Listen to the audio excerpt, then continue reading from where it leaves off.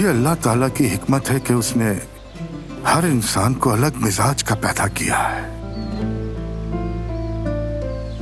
तुम दोनों को देखकर मुझे लगता है कि जलाल और जमाल टकरा रहे हो।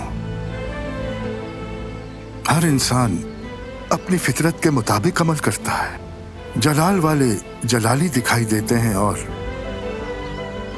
जमाल वाले नर्म मिजाज दिखते हैं।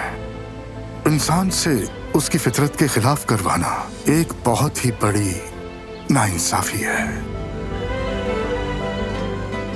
और ये सुकून और खुशी हमें तभी मिलती है जब हम एक दूसरे को उसी तरह कबूल करें जैसा वो है, ना जलाल को जबरदस्ती जमाल बनाने की कोशिश करें और ना ही जमाल को जलाल बनाने की जबरदस्ती कोशिश करनी चाहिए। अगर ऐसा करोगे तो जिंदगी भर कभी कामयाब ना हो पाओगे और ना ही तुम्हारे दिल को कभी खुशी मिलेगी और ना ही कभी कामयाब होगे और मुतमईन रह पाओगे। चलो, मुझे कुछ काम है, अब इजाजत दो मुझे बच्चों। जी जी ठीक है चाचा।